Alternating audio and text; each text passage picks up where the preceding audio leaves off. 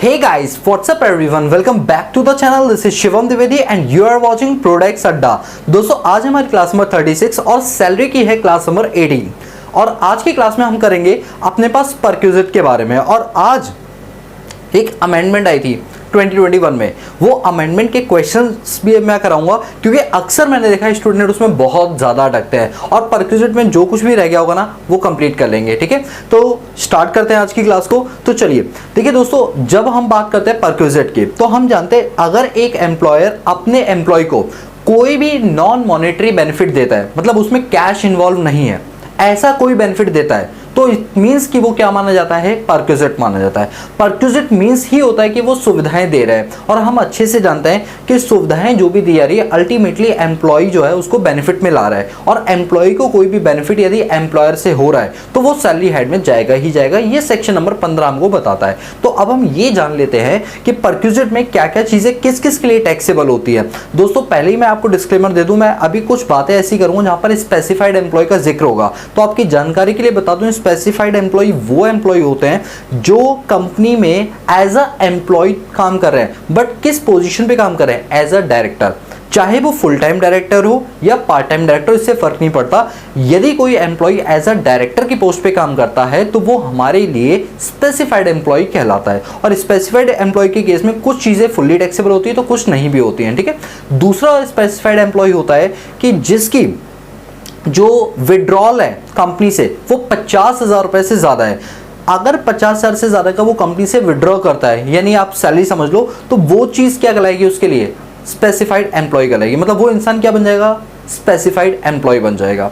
और तीसरा होता है कि यदि किसी एम्प्लॉय का उस कंपनी के अंदर सब्सटेंशियल इंटरेस्ट है। सब्सटेंशियल इंटरेस्ट का मतलब है कि उस कंपनी में उसकी होल्डिंग जो प्रॉफिट एंड लॉस की है वो 20% या उससे ज्यादा है, तो ऐसे में ये तीन लोग क्या कहलाएंगे, स्पेसिफाइड एम्प्लॉय कहलाएंगे। अभी हम कुछ चीजें पढ़ेंगे, वहां पर स्पेसिफाइड एम्प्लॉय का जिक्र होगा, तो मैंने पहले ही डिफाइन कर दिया है स्पेसिफाइड एम्प्लॉय क्या होता है। ठीक है, तो अभी आपके सामने यहाँ पर डिस्प्ले होंगी चीजें, आप उनको देखेंगे, मैं बुक से रीडिंग करूंगा, आप यहाँ पर डिस्प्ले में देखेंगे और एक एक चीज को लाइन बाय लाइन समझेंगे चीजों को। ठीक है, तो चलिए हम बात करते हैं अपने पास परक्यूजिट की। तो देखिए परक्यूजिट को यहाँ पर अभी हमने 3 पार्ट में डिवाइड किया हुआ है, जिसमें पहला वाला जो पार्ट है वो ये कहता है perquisite taxable in all cases, मतलब जो भी केस हैं उन सभी टाइप के एम्प्लॉयज के अंदर ये क्या होता है, फुल्ली टैक्सेबल होता है। ठीक है, ये पहले टाइप का हो गया। सेकंड टाइप में बोला जा रहा है tax free perquisite in case of all employ, यानी कुछ ऐसे पर्क्स भी होते हैं जिनको देने पर एम्प्लॉय के हाथों में सैलरी में ऐड नहीं किया जाता,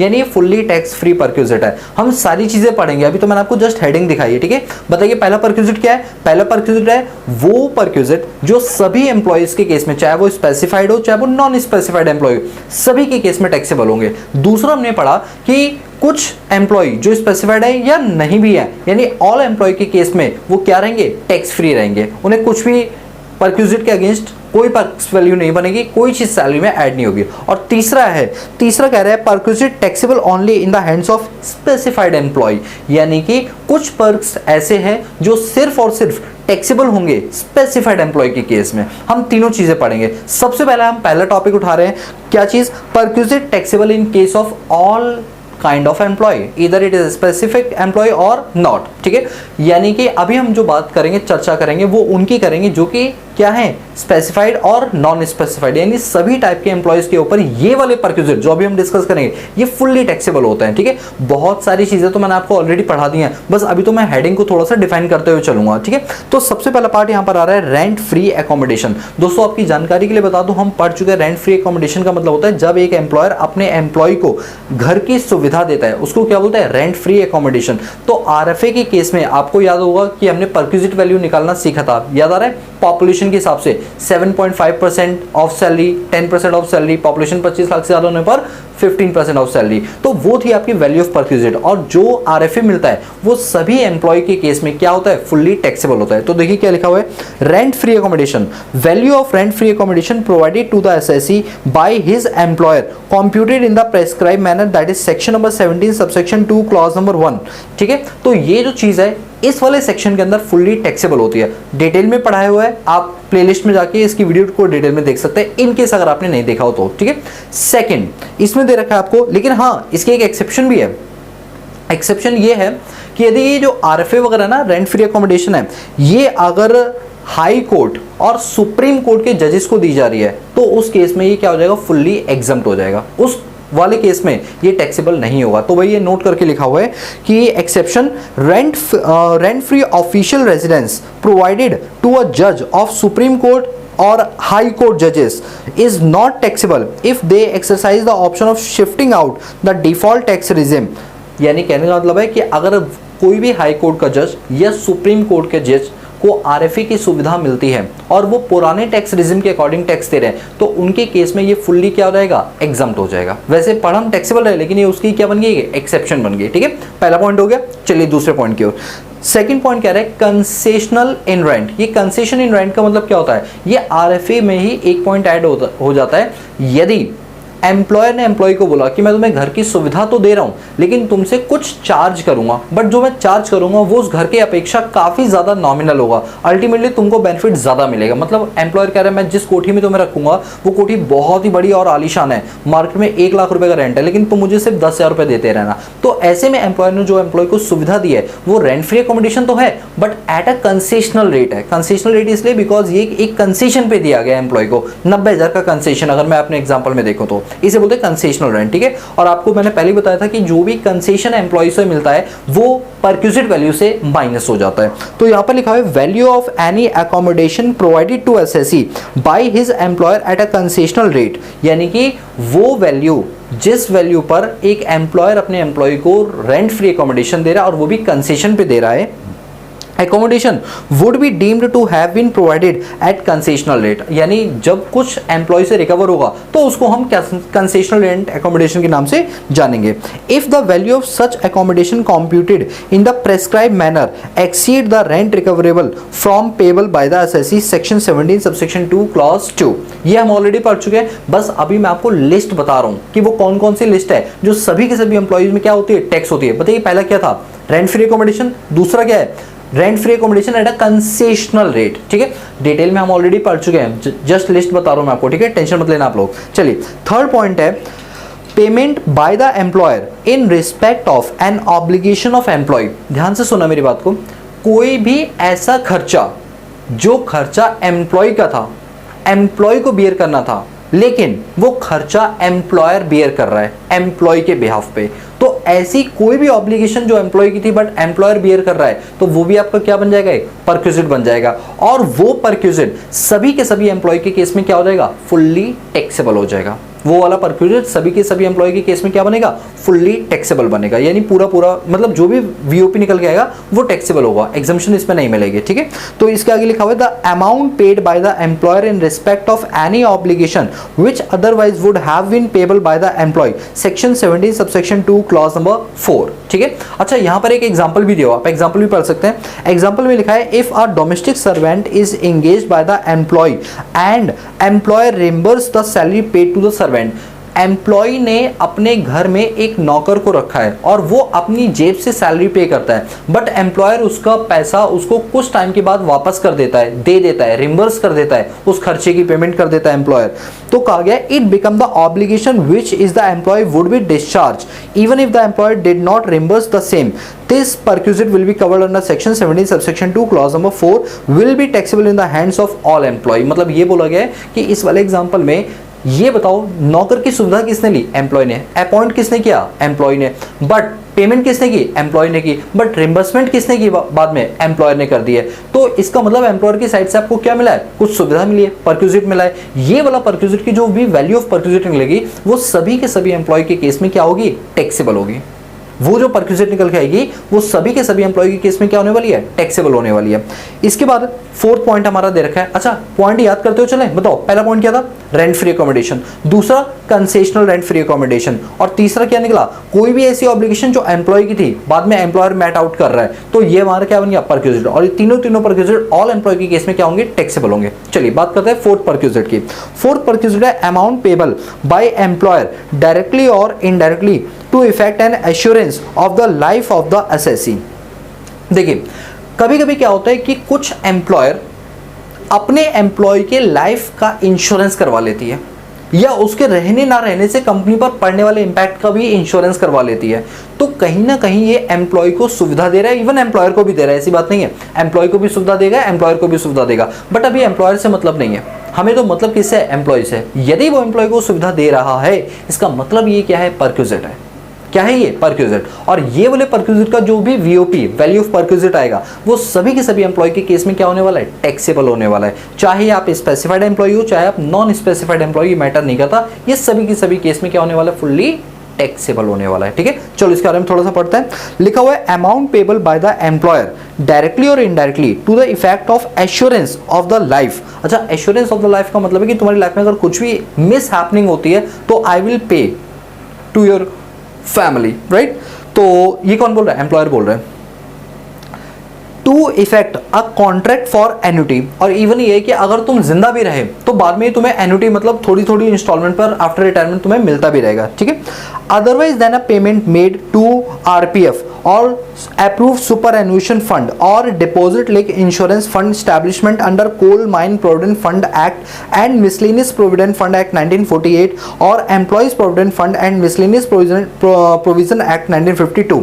इन सबको छोड़ के इसके अलावा अगर कोई एम्प्लॉय लाइफ की इंश्योरेंस देता है, उसकी बात की जा रही है। मतलब आप ऐसा मत समझना कि हम जो लाइफ की इंश्योरेंस की बात कर रहे हैं उसमें आपका पीएफ आ जाएगा, उसके अंदर एडिशनल चीजें आ जाएंगी, वो सब चीजें नहीं। कौन कौन सी चीजें नहीं इसमें लिखा हुआ है? अदर देन करके लिखा ना, other than payment made to RPF, recognised provident fund इसमें शामिल नहीं है, इसके अंदर सुपरएन्युएशन फंड शामिल नहीं है, इसके अंदर कोई डिपॉजिट लिंक इंश्योरेंस शामिल नहीं है। इसके अलावा अगर कोई एम्प्लॉय आपको दे रहा है तो यस, ये एक परक्विजिट है और वो आपकी सैलरी के अंदर ऐड होगा और ये सभी के सभी एम्प्लॉय केस में फुल्ली टैक्सेबल होगा। क्या होगा? ये फुल्ली टैक्सेबल होगा। ठीक है, इसके बाद इसी में लिखा हुआ है however there are scheme like, अच्छा किस टाइप की स्कीम होती है वो लिखा हुआ है। However there are scheme like group of annuity scheme, employee state insurance जिसको ईएसआई बोलते हैं, facilities insurance scheme under insurance premium is paid by employer on behalf of employee. Such payment are not regarded as perquisite in the view of the facts that the employee have only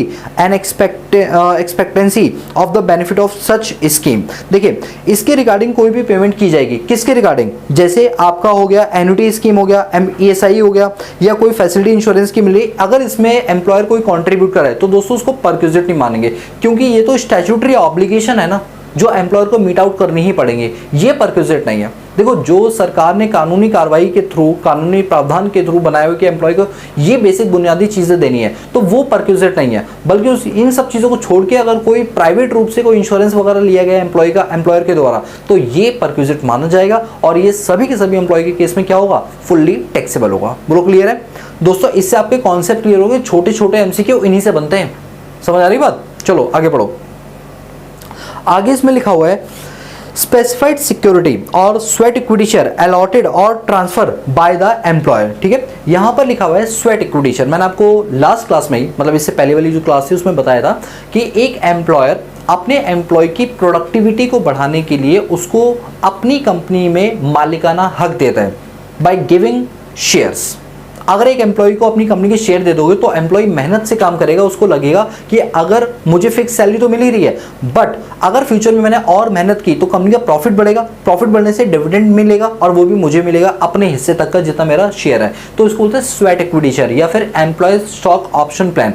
यदि employer ने आपको अपनी company के share दिए हैं, वो भी discounted rate पे, अब मान लीजिए 1000 का प्राइस है, एम्प्लॉयर ने एम्प्लॉय को 1000 में ही बेचा, तो यहाँ कोई परक्विजिट नहीं बनेगा। यदि वो शेयर का प्राइस 1000 रुपए था बट एम्प्लॉय को दिया गया 800 रुपए में, तो 200 रुपए बन जाएगा उसका वैल्यू ऑफ परक्विजिट। हमने लास्ट क्लास में किया था ना। तो ये जो वैल्यू ऑफ परक्विजिट है, ये सभी के सभी एम्प्लॉय के केस में क्या होगा? फुल्ली टैक्सेबल होगा।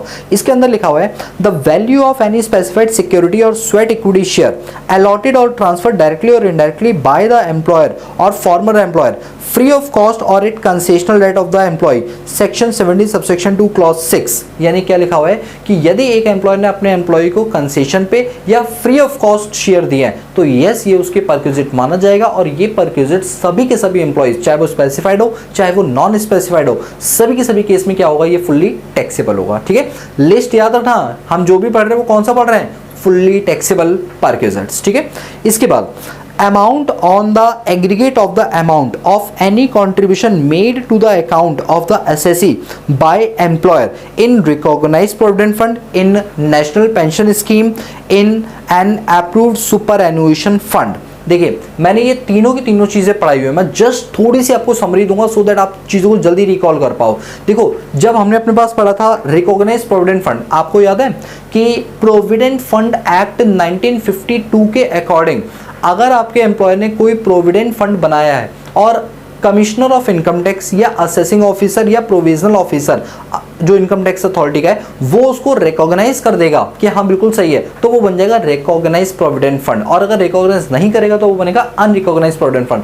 तो आरपीएफ के अंदर जो एम्प्लॉयर ने एम्प्लॉय के लिए पैसा कॉन्ट्रीब्यूट किया है, ये पैसा भी तो एक तरह की सुविधा है। सर पैसा अलाउंसेस, नो दोस्तों, यहां पर एम्प्लॉयर ने पैसा एम्प्लॉय की हाथों में नहीं दिया बल्कि गुल्लक में डाला है, इट मीन सुविधा दी है। ठीक है, तो रिकॉग्नाइज्ड प्रोविडेंट फंड में जो पैसा डाला जा रहा है, इस टाइप की जो सुविधा दी जा रही है, ये एक टाइप की परक्विजिट है और ये सभी के सभी एम्प्लॉय के केस में क्या हो जाएगी, टैक्सेबल हो जाएगी। इसी में दूसरा पॉइंट है एनपीएस, न्यू पेंशन स्कीम। आपको याद होगा पीएफआरडीए के बारे में, PFRDA provident fund regulation development authority of India, इनके द्वारा 2004 के बाद पेंशन स्कीम में बहुत बड़ा बदलाव किया गया और लेकर आया गया नेशनल पेंशन स्कीम या न्यू पेंशन स्कीम, जिसमें एम्प्लॉयर और एम्प्लॉय दोनों कंट्रीब्यूट करते हैं, जिसकी डिडक्शन 80CCD1 और 80CCD2 में मिलती है। याद आ रहा है, मैंने आपको ये पहले पढ़ाया होता। तो उसमें जो एम्प्लॉयर का कंट्रीब्यूशन है वो एम्प्लॉयर का कंट्रीब्यूशन एम्प्लॉय के लिए परक्विजिट बन जाएगा और ये सभी टाइप के एम्प्लॉयज के लिए क्या हो जाएगा, टैक्सेबल हो जाएगा। राइट। तीसरा इसके अंदर आता है अप्रूव्ड सुपर एनुएशन फंड। ये सुपर एनुएशन फंड क्या होता है कि यहाँ पर it's just like a gratuity, ये बिल्कुल ग्रेचुटी की तरह होता है जो एक एम्प्लॉयर अपने एम्प्लॉय को देता है एक बेनिफिट के तौर पे। तो ये भी क्या है आपके लिए, एक परक्विजिट है। ठीक है, ध्यान से सुना मेरी बात को। अब जरा इसके नीचे वाली बात को देखो, क्या लिखा हुआ है, the amount of aggregate of the amount of any contribution made in recognised provident fund, national pension scheme referred under section 80CCD1 और in an approved superannuation fund by the employer to the account of the assessee to extend it exceed ₹7,50,000 section number 17 subsection 2 clause number 7। देखिए अगर आपने इन तीन जगहों पर पैसा डाला और इन तीन जगहों को मिला के 7.5 लाख रुपए तक बनता है तो कोई दिक्कत वाली बात नहीं है। लेकिन यदि ये पैसा 7.5 लाख रुपए से ऊपर बनता है तो आपका वैल्यू ऑफ परक्विजिट निकाला जाएगा, आपका वैल्यू ऑफ परक्विजिट निकाला जाएगा। आप मेरी बात को प्लीज ध्यान से सुनो, मैं क्या बोलना चाह रहा हूं। देखिए अगर एक एम्प्लॉयर ने एम्प्लॉय के लिए तीन में से कोई भी एक चीज, दो चीज या तीनों चीजें कंट्रीब्यूट किए और वो कंट्रीब्यूशन 7.5 लाख तक है तो कोई दिक्कत वाली बात नहीं है। बट यदि वो 7.5 लाख के ऊपर चला जाता है तो उसके ऊपर आपका कहीं ना कहीं वैल्यू ऑफ परक्विजिट बनेगा। और वो कैसे बनेगा ना, मैं अभी नहीं बताऊंगा, मैं इसी वीडियो के एंड में बताऊंगा एक न्यूमेरिकल करवा के। और दोस्तों वही न्यूमेरिकल सबसे टफ माना जाता है, मतलब बच्चों को न्यूमेरिकल क्लियरली समझ में नहीं आता, बट मैं आपको समझाऊंगा, टेंशन मत लो। ठीक है, तो मैंने क्या बोला कि यदि एक एम्प्लॉयर ने एम्प्लॉय के लिए 3 फंड में पैसा डाला, चाहे 2 चाहे कोई एक, ठीक है, बट 7.5 लाख रुपए से ज्यादा डाला तो वैल्यू ऑफ परक्विजिट बन जाएगा इन केस ऑफ ऑल एम्प्लॉय, चाहे फिर वो स्पेसिफाइड ही क्यों ना हो या वो नॉन स्पेसिफाइड क्यों ना हो, वो दोनों के दोनों केस यानी ऑल एम्प्लॉयज के केस में क्या हो जाएगा, फुल्ली टैक्सेबल हो जाएगा। वो 3 फंड बताओ कौन कौन से, एक आपका हो गया recognise provident fund, new pension scheme और अप्रूव्ड सुपर एनुएशन फंड। अगर इन 3 फंड में पैसा लगाता है एम्प्लॉयर 7.5 लाख रुपए से ज्यादा तो यस ये वैल्यू ऑफ परक्विजिट माना जाएगा, मतलब ये आपकी सैलरी में ऐड होगा। और इन केस ऑफ ऑल एम्प्लॉय, सारे टाइप के जितने भी एम्प्लॉय है सबके केस में ये बराबर टैक्स होगा। ठीक है, अब आगे चलते हैं। Annual accretion to the balance, ये इसी का ना एक्सटेंडेड वर्जन है जो भी मैंने आपको पढ़ाया था। Annual accretion to the balance at the credit to of the recognised provident fund, NPS new pension scheme, approved superannuation fund which relates to the employer contribution and include in total income on account the same having excess ₹7,50,000। देखिए दोस्तों, अब मान लो आपके employer ने NPS में, recognise provident fund में और approved superannuation fund में पैसा डाला। अब ऑब्वियस सी बात है अगर वो पैसा 7.5 लाख रुपए से ऊपर है तो वो आपका वैल्यू ऑफ परक्विजिट माना जाएगा। अब 7.5 लाख रुपए के ऊपर आपको उस पर ब्याज भी तो मिलेगा, वो कहीं ना कहीं एक्रीशन बढ़ेगा ना, जो वो बढ़ी हुई वैल्यू है वो भी आपकी वैल्यू ऑफ परक्विजिट मानी जाएगी। और वो कैसे और कितनी मानी जाएगी ये मैं आपको बताऊंगा न्यूमेरिकल्स के थ्रू। अभी बस थ्योरी पढ़ो, थ्योरी में बोला गया है वैल्यू ऑफ परक्विजिट मानो, और इन केस ऑफ ऑल एम्प्लॉय बस इतना सुनो कि यस ये टैक्सेबल होगा 7.5 लाख रुपए के ऊपर, प्लस अगर इसका कोई एक्रीशन होता है वो भी टैक्सेबल होगा वैल्यू ऑफ परक्विजिट के तौर पे। तो कैसे निकालेंगे वो मैं आपको अभी न्यूमेरिकल के थ्रू बताऊंगा, ठीक है। चलिए आगे, इसके लिखा है एनी अदर फ्रिंज बेनिफिट और एमिनिटीज। आपको याद होगा ये सब चीजें हम ऑलरेडी कर चुके हैं, ठीक है। एनी अदर फ्रिंज बेनिफिट और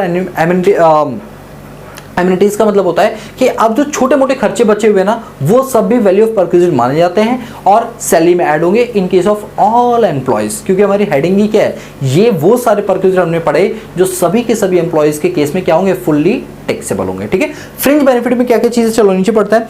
the value of any other fringe benefit और एमिनिटीज और may be prescribed by central board of direct tax section 17 subsection 2 clause number 8 rule number 3 subsection 7 prescribe the following other benefit और amenities taxable in case of all employees. अभी मैं जो list आपको बताने के लिए आ रहा हूँ ये वो लिस्ट है जो सभी के सभी एम्प्लॉयज के केस में क्या होने वाली है, टैक्स होने वाली है।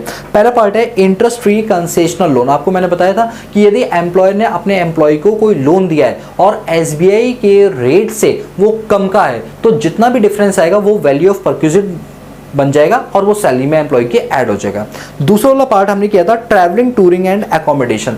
यदि एक एम्प्लॉयर ने अपने एम्प्लॉय को ट्रैवलिंग टूरिंग और एकोमोडेशन जैसी कोई सुविधा दी है तो उस सुविधा में जो वो पब्लिक से पैसा चार्ज करता था सेम वही पैसा वो अपने एम्प्लॉय के लिए चार्ज करेगा और वैल्यू ऑफ परक्विजिट बना के उसको टैक्स कर देगा सैलरी के अंदर in case of all types of employ.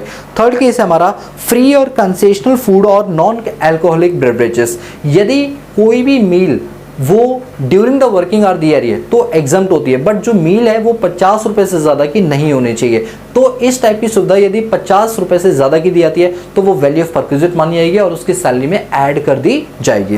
Point number 4, gift voucher और token in लिeu of such gift. कोई भी एम्प्लॉयर यदि एम्प्लॉय को कोई गिफ्ट दे रहा है या फिर कोई कैश वाउचर दे रहा है या फिर वो कह रहा है कि जाके बाहर से खा सकते हो, ये वाउचर कूपन दिखा दोगे, तो ये भी आपका क्या होगा, सैलरी में ऐड होगा as a perquisite in case of all types of employ.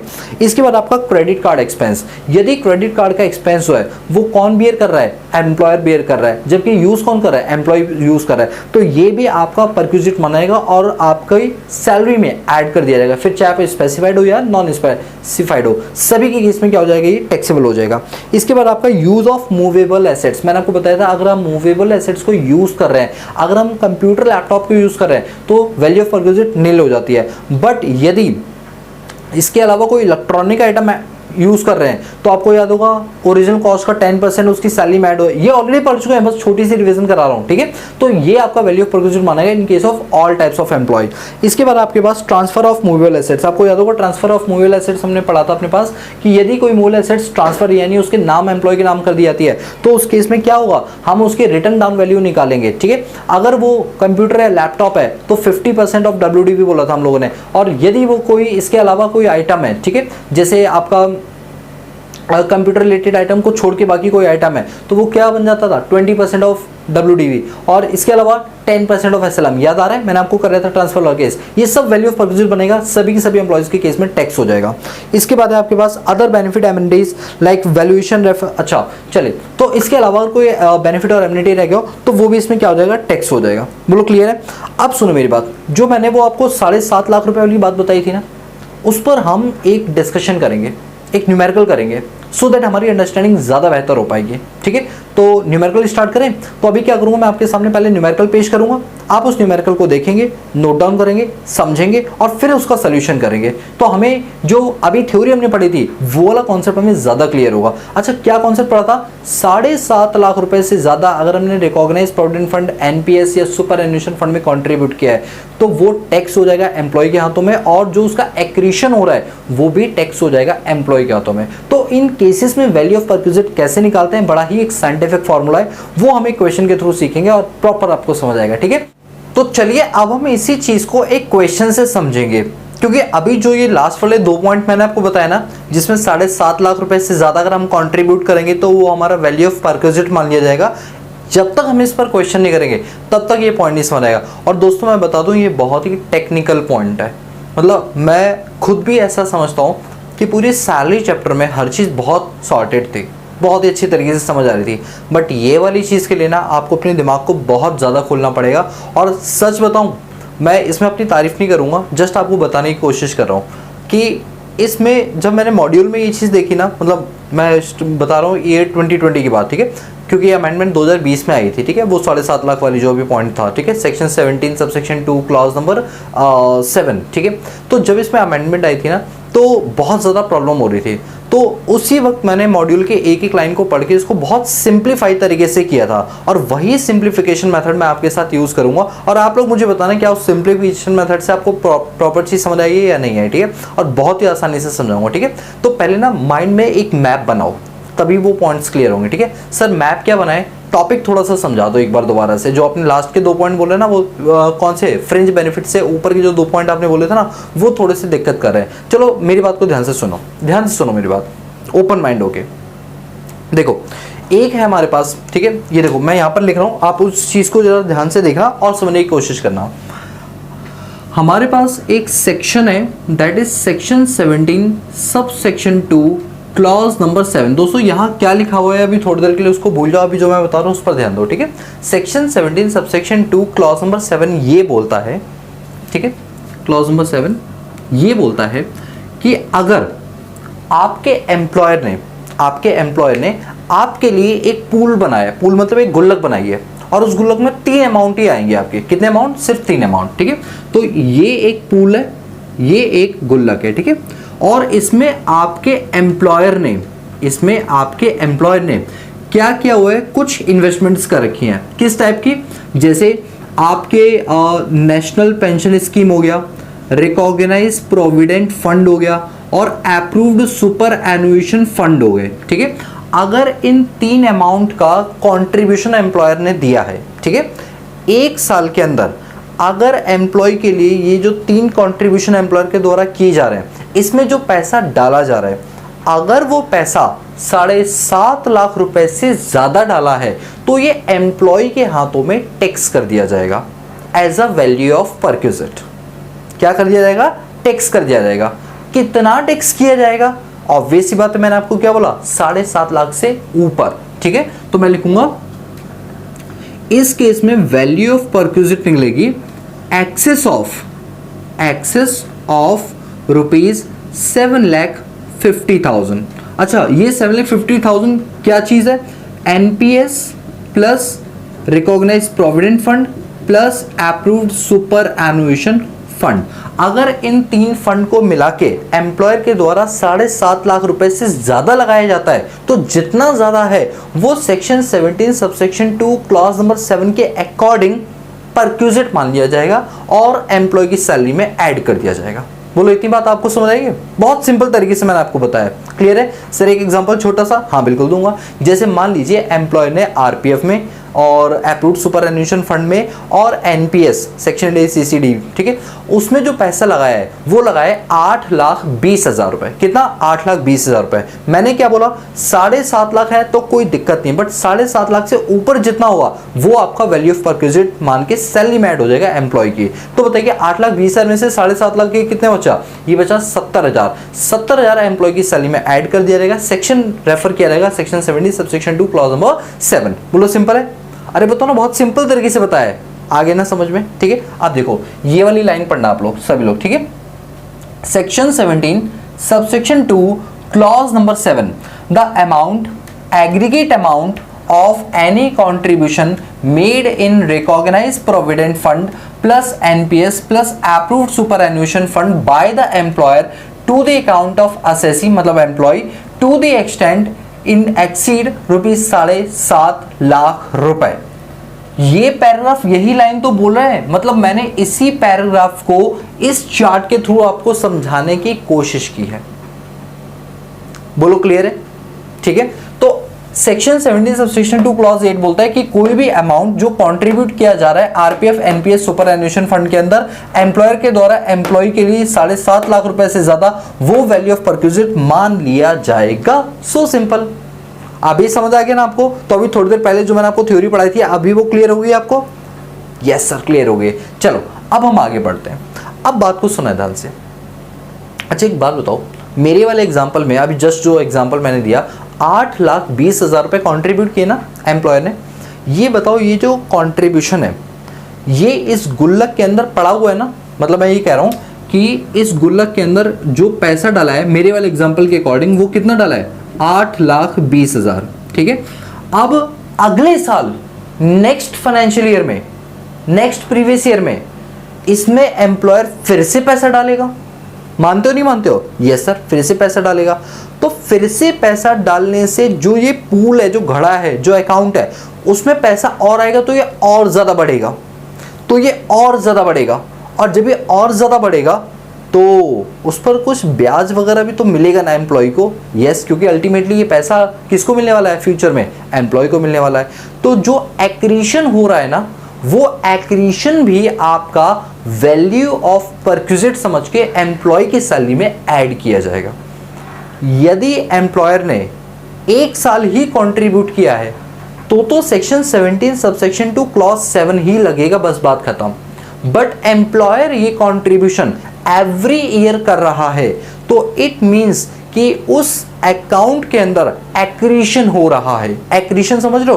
Accretion मतलब वो वैल्यू बढ़ती जा रही है, बार बार बढ़ाई जा रही है, उसमें बार बार पैसा डाला जा रहा है। तो एक्रीशन की वजह से जो एम्प्लॉय को फायदा हुआ है वो टैक्स किया जाएगा, वो टैक्स किया जाएगा मतलब सैलरी में ऐड किया जाएगा under section 17 subsection 2 clause 7A के अकॉर्डिंग। यानी ये वाला सेक्शन जो है वो बोलता है एक्रीशन। एक्रीशन का मतलब होता है इंक्रीमेंट। जो आपके घड़े के अंदर इंक्रीमेंट हो रहा है, उस इंक्रीमेंट का फायदा जो आपके एम्प्लॉय को पहुंच रहा है, जो आपके एम्प्लॉय को पहुंच रहा है, that is the value of perquisite which is taxable under section 17 subsection 2 clause number 7A। बोलो क्लियर है? ये वाला पहले नहीं था, ये अभी रिसेंटली आया है, ये वाला सेक्शन अभी रिसेंटली आया है। और अभी रिसेंटली मतलब आप समझिए ये बात है ईयर 2020 की, उसमें ये अमेंडमेंट आई थी, उससे पहले ये सेक्शन नहीं हुआ करता था, ठीक है। ये ईयर 2020 के अंदर ही अमेंडमेंट आई है, उसके थ्रू इसको बनाया गया है। बोलो क्लियर है? सुनिए, अब इसके अंदर वैल्यू ऑफ परक्विजिट कैसे निकालेंगे? इस वाले के अंदर वैल्यू ऑफ परक्विजिट को कैसे फाइंड आउट करेंगे वो अब हम जानेंगे। सुनना मेरी बात को ध्यान से, यहीं पर ट्विस्ट है, यहीं पर ट्विस्ट है और बहुत आसानी से समझाऊंगा, टेंशन बिल्कुल मत लेना, ठीक है। यहां पर वैल्यू ऑफ परक्विजिट को निकालने के लिए central board of direct tax के द्वारा एक फॉर्मूला दिया गया है और उस फॉर्मूले को रूल 3B में लिखा गया है, ठीक है। तो कहां लिखा गया है? इस वैल्यू ऑफ परक्विजिट को हम कैलकुलेट करेंगे as per rule 3B। Rule 3B के अकॉर्डिंग हम इसको क्या करेंगे? कैलकुलेट करेंगे। और रूल 3B में जो इसका फॉर्मूला दिया हुआ है वो फॉर्मूला आप लोगों के सामने है इस पिक्चर में। ये है वो फॉर्मूला, ये लीजिए। This is the formula for calculating taxable perquisite या फिर value of perquisite। Value of perquisite को ही हम टैक्सेबल परक्विजिट बोलते हैं। टैक्सेबल इसलिए बिकॉज ये आपकी सैलरी में ऐड होगा तो अल्टीमेटली वो टैक्स होगा या वो टैक्स करने लायक परक्विजिट है, इसीलिए वीओपी को हम टैक्सेबल परक्विजिट भी बोलते हैं। आ रही बात समझे? तो वैल्यू ऑफ परक्विजिट इस केस में कैसे निकालेंगे? Calculate as per rule number 3B। Calculated as per rule number 3B। Are you getting my point? Yes sir. But अब यही चीज हमको समझना है, ये फॉर्मूला, ये जो फॉर्मूला है वो किस तरीके से कैलकुलेट किया जाएगा, हमको यही बात जाननी है। तो सर ये पता नहीं आपने क्या PRT वगैरह क्या क्या चीजें लिखी हुई हैं, क्लियर नहीं हो रही है, कोई बात नहीं, अभी समझाया नहीं तो क्लियर भी कहां से हो जाएगी। बहुत टेक्निकल पार्ट है दोस्तों, बहुत तोड़ के और धीरे धीरे बोल रहा हूँ, प्लीज कोई स्पीड मत बढ़ाना वीडियो की, 2x पे मत चलाना, 1.25x पे भी मत चलाना, जिस स्पीड में बोल रहा हूँ उसी स्पीड में सुनना, बिकॉज दिमाग में जाने के लिए स्पीड को थोड़ा स्लो रखना पड़ेगा। फास्ट स्पीड में तब समझ आता है जब आपको ऑलरेडी आता हो, थोड़ा बहुत 19-20 का फर्क हो, बट अभी फर्क 0 और 20 का है, ठीक है। तो दिमाग को खोलो, घोड़ों को अंदर आने दो, धीरे धीरे भगाओ मत अभी, ठीक है। सुनिए, फॉर्मूला है वैल्यू ऑफ परक्विजिट निकालने का, TP is equal to, TP मतलब वैल्यू ऑफ परक्विजिट है यार, टैक्सेबल परक्विजिट को शॉर्ट में TP बोला है CBDT वालों ने। ये फॉर्मूला मैंने नहीं, ये निमोनिक मैंने नहीं दिए, CBDT वालों ने दिए भाई, और बहुत ही गंदे तरीके से दिए भाई। सच बता रहा हूँ, बहुत ही गंदे तरीके से दिया है ये PC1R। इंसान आधा से ज़्यादा तो ये कहेगा भाई हम इनकम टैक्स पढ़ रहे हैं, मैथमेटिकल फार्मूला को डेरिवेटिव को साइंटिफिक फार्मूला बना रहे हैं, नासा वासा जाना है हमें, ठीक है, इस तरीके से दिया है। लेकिन जब इसकी एब्रिविएशन आप समझ जाओगे ना तो पता चलेगा ये तो बहुत ईजी है, बस दिखाने के लिए इन्होंने इस टाइप के वर्ड्स यूज़ किए हैं, ठीक है। तो देखिए इन्होंने वैल्यू ऑफ परक्यूजिट के क्या वर्ड यूज़ किया, टीपी मतलब taxable perquisite of that financial year, that previous year, not financial year, it's called be previous year, right. तो टीपी मतलब टैक्सेबल परक्यूजिट। फिर लिखा हुआ है PC/2 मतलब PC को 2 से डिवाइड कर दो।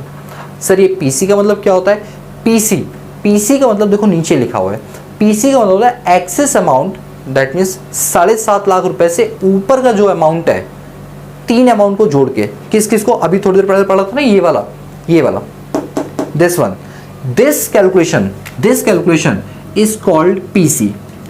इनकम टैक्स ने इससे क्या बोला है, PC बोला है। इनकम टैक्स से इसी वैल्यू को 7.5 लाख से ऊपर का जो कंट्रीब्यूशन हुआ है उसको क्या बोला है, PC।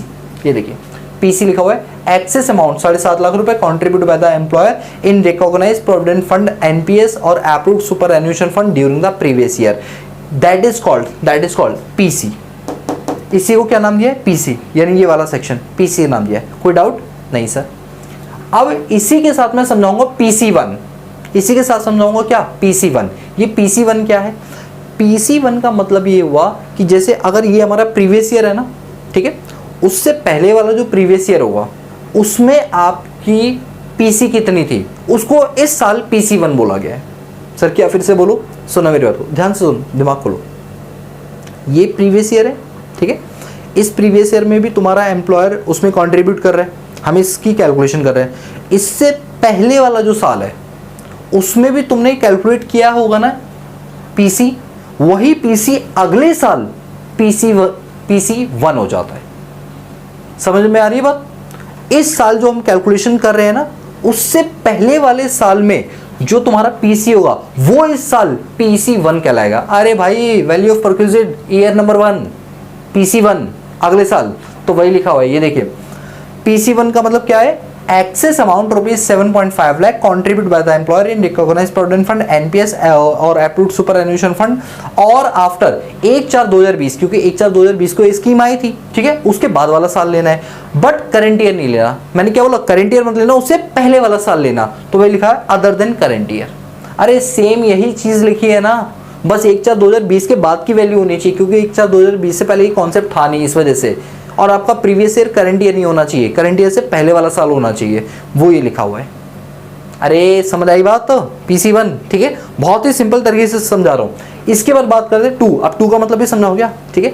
अब यह है इंटू R, इंटू क्या करना है, R को करना है। लेकिन R को समझाने से पहले मैं एक बार ना TP1 समझा देता हूँ। क्या, TP1। अरे TP1 ये देखिए, TP और 1 मतलब पिछले साल, समझ गया ना। इस साल की कैलकुलेशन कर रहे हो तो पिछले साल जो तुम्हारी टैक्सेबल वैल्यू होगी वो इस साल क्या बन जाएगी, TP1 बन जाएगी। यही वाली चीज अभी प्रीवियस ईयर है, अगले साल क्या बन जाएगी, TP1, ठीक है। TP1 क्या बोला है, taxable perquisite under section 17 subsection clause 2A after 1/4/2020 other than current year, मतलब करंट प्रीवियस ईयर को छोड़ के उससे पहले वाले साल में जो आपका TP आएगा वो इस साल बन गया TP1, ठीक है। अब मैं आपको सिखाऊंगा R, बस R बचा, इसके बाद तो ये फॉर्मूला लगाओ, आपका वैल्यू ऑफ परक्यूजिट आ जाएगा। अब R का मतलब समझो क्या है, R को निकाला जाता है I अपॉन में FAG, I अपॉन में FAG, AVG मतलब एवरेज, ठीक है।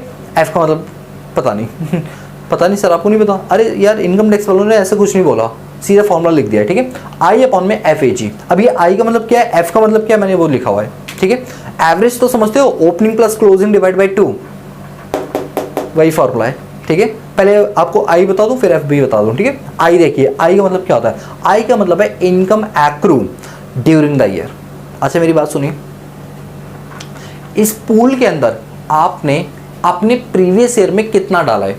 सर ये तो बड़ा सिंपल है, सुनिए मेरी बात। इस पूल में पहले से भी तो पैसा पड़ा हुआ है ना, जैसे मैंने 8,20,000 का एग्जाम्पल दिया, 8,20,000 पहले से पड़े हुए ना। इस साल तुमने और कितना डाला, तो एक काम करो, इसको निकालने का सिंपल सा तरीका है, जो तुम्हारा क्लोजिंग बैलेंस है ना, डाल लेने के बाद जो फिगर आई है, तो क्लोजिंग बैलेंस में से ओपनिंग को माइनस कर दो और उसमें एम्प्लॉय का कंट्रीब्यूशन हटा दो। अब जो बचेगा that is your income accrue arise, ठीक है। और उसी को क्या बोला गया, आई। उसी को क्या बोला गया, आई। यानी इस पूल का जो क्लोजिंग बैलेंस है वो ले लो, पूल का साल के शुरू का बैलेंस ले लो 1/4 का, ओपनिंग बैलेंस माइनस कर दो, क्लोजिंग में से ओपनिंग माइनस कर दो, और दो चीजें और माइनस कर दो, एम्प्लॉयर का कंट्रीब्यूशन 3 चीजों में और एम्प्लॉय का कंट्रीब्यूशन 3 चीजों में, दोनों के कंट्रीब्यूशन को माइनस कर दो, जो बचेगा दैट इज आई। वही लिखा हुआ है, income accrue during the current previous year in RPF plus NPS plus approved superannuation fund. इसी को दूसरे फॉर्मूले के रूप में भी लिख सकते हैं, closing balance of RPS NPS AF मतलब approved superannuation fund previous year का, जो भी प्रीवियस चल रहा है उसका closing balance minus opening balance इसी चीज का माइनस कंट्रीब्यूशन एम्प्लॉयर एम्प्लॉय का, जो अभी मैंने आपको बताया वही चीज फॉर्मूले की फॉर्म में लिखी हुई है, और जो निकल गया उसे क्या बोलेंगे, आई। डिवाइड करेंगे एफ एवरेज से, एफ एवरेज, ठीक है। इसका मतलब ओपनिंग बैलेंस आरपीएफ एनपीएस और एप्रूव्ड सुपरएन्युएशन फंड का ओपनिंग बैलेंस और क्लोजिंग बैलेंस। भाई एवरेज कैसे निकालते हो, ओपनिंग क्लोजिंग को प्लस करोगे, 2 से डिवाइड करोगे, तो इन तीनों फंड का ओपनिंग बैलेंस, इन तीनों फंड का क्लोजिंग बैलेंस डिवाइड बाय 2, ये आ जाएगा एफ एवरेज। अगर मैं इस आई में से एफ एवरेज को डिवाइड कर दूं तो मेरा आर आ जाएगा। और अब मैं टैक्सेबल परक्विजिट निकालना चाहता हूं तो formula PC divide by 2 into में आर प्लस पीसी1 प्लस टीपी1 इनटू में आर। बोलो क्लियर है? अरे समझ में आई ये बात, कोई दिक्कत तो नहीं, ठीक है। अभी पता है अगर आपको मेरी बात 40% भी समझ आ गई है, 40, चलो आधी भी आ गई, तो बची हुई आधी न्यूमेरिकल से आ जाएगी। बची हुई आधी किससे आ जाएगी, न्यूमेरिकल से, ठीक है। तो न्यूमेरिकल करें, नोट करना चाहोगे 1 सेकंड के लिए साइड हो रहा हूँ, स्क्रीनशॉट लेना हो तो आप ले सकते हो, ठीक है। उसके बाद हम न्यूमेरिकल करेंगे अपने पास। अब इसी चीज को हम एक क्वेश्चन के थ्रू करेंगे, ठीक है। क्वेश्चन लेकर आऊं, ठीक है, और आराम से समझना। मैंने क्या बोला, तुम्हें 40-50% भी समझ आ गया ना तो न्यूमेरिकल से क्लियर हो जाएगी, क्योंकि हर चीज़ थ्योरी से क्लियर नहीं होती, बट फिर भी अगर 40% भी क्लियर है भाई साहब बहुत अच्छी बात है, लोगों को इतनी भी क्लियर नहीं होती है। अरे बस हो जाए, चलो आप क्वेश्चन करते हैं। तो क्वेश्चन सामने में डिस्प्ले करूंगा, आप नोट डाउन करेंगे, फिर उसका हम सोल्यूशन करेंगे, ठीक है। और प्लीज़ इस क्वेश्चन को नोट डाउन कर लेना, क्योंकि जब मैं समझाऊंगा तो मैं क्वेश्चन सामने नहीं रख पाऊंगा, क्योंकि मुझे वहाँ सॉल्व करना होगा, ठीक है। और लेफ्ट साइड में इसको भी रब नहीं करूंगा, क्योंकि इसी से हम फॉर्मूला देख देख के आपको समझाते भी रहेंगे, ठीक है। तो चलिए क्वेश्चन आप सभी लोग की स्क्रीन के ऊपर ये रहा। देखो क्वेश्चन कह रहा है कि मिस्टर एक्स, अच्छा ये आपके ICAI के मॉड्यूल का इलस्ट्रेशन नंबर 10 है। आपकी जानकारी के लिए बता दूं, इलस्ट्रेशन नंबर क्या है आपके मॉड्यूल का, 10 है, ठीक है। और क्योंकि आप जानते हैं हर चीज़ मैं मॉड्यूल से करा रहा हूँ, सी इंस्टीट्यूट के, ठीक है, ICAI के, institute of chartered accountant of India के, ठीक है। चलिए पढ़ते हैं एक बार क्वेश्चन। क्वेश्चन कह रहे हैं Mr X is appointed as a CFO of ABC limited in Mumbai from 1/9/2021, ठीक है। तो मिस्टर एक्स अपॉइंट हुए हैं, मिस्टर एक्स एक एम्प्लॉय है और कंपनी का नाम क्या है, कंपनी का नाम है ABC, यानी एम्प्लॉयर कौन है, ABC लिमिटेड, और एम्प्लॉय कौन है, मिस्टर एक्स। तो एम्प्लॉयर ने एम्प्लॉय को अपॉइंट किया एक अच्छी पोस्ट के ऊपर, CFO, चीफ फाइनेंशियल ऑफिसर, ठीक है, उस पोस्ट पे अपॉइंट किया है। वो भी कब, 1 सितंबर 2021 को, डेट याद रखना, 1 सितंबर 2021 को, ठीक है।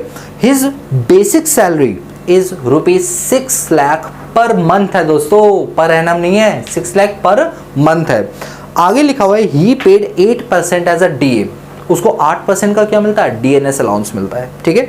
He contribute 10% of his pay and DNS allowance toward his recognised provident fund. Employer और एम्प्लॉय दोनों रिकॉग्नाइज प्रोविडेंट फंड में पैसा डालते हैं, और वो भी कितना डालते हैं, वो डालते हैं 10% बेसिक पे का और DNS अलाउंस का। जो भी बेसिक पे और DNS अलाउंस आएगा उसका 10% ये लोग क्या करते हैं, कंट्रीब्यूट करते हैं रिकॉग्नाइज प्रोविडेंट फंड के अंदर। इसके बाद लिखा हुआ है अपने पास and the company contribute the same. मैंने भी तो पॉइंट पहले ही पढ़ा दिया कि एम्प्लॉयर एम्प्लॉय दोनों के दोनों सेम अमाउंट कंट्रीब्यूट कर रहे हैं। फिर लिखा है the accumulated balance in recognise provident fund. दोस्तों पता है इस क्वेश्चन में खास चीज़ ये है कि जैसे हमने अभी पढ़ा था ना कि 3 चीज़ें होती है अपने पास, RPF, NPS, approved superannuation fund. Question ने सिर्फ RPF रखा हुआ है, ये 2 फंड में कंट्रीब्यूट नहीं किया, सिर्फ किस में किया हुआ है, RPF में किया हुआ है। अगर इन केस क्वेश्चन में गिवन होता कि ये भी 2 फंड है तो हम उनको भी कंसीडर करते हुए चलते हैं, बट फिलहाल RPF ही है, ठीक है। तो इसमें लिखा हुआ है कि एक्यूमुलेटेड बैलेंस, एक्यूमुलेटेड का मतलब है जो बैलेंस बचे हुए हैं ना उनकी जानकारी दी गई है। तो RPF के अंदर मतलब उस गुल्लक के अंदर जो बैलेंस है उसके बारे में आपको बताया जा रहा है। 1/4/2022 को जो बैलेंस था वो था 27 लाख, वो रेस्पेक्टिवली करके लिखा हुआ है, मैं थोड़ा आगे बढ़ी ऑनलाइन से, आप भी देख लो।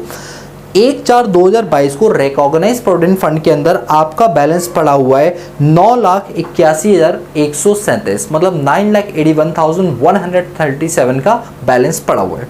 फिर 31/3/2023 को, मतलब उसी साल के क्लोजिंग में आपका जो बैलेंस पड़ा हुआ है दैट इज 27,43,048 रुपीज। ठीक है, ये आपका क्लोजिंग बैलेंस है। और साथ में आपको क्लोजिंग बैलेंस अगले साल का भी दे रखा है, 31/3/2024 का भी दे रखा है, कितना 46,48,555।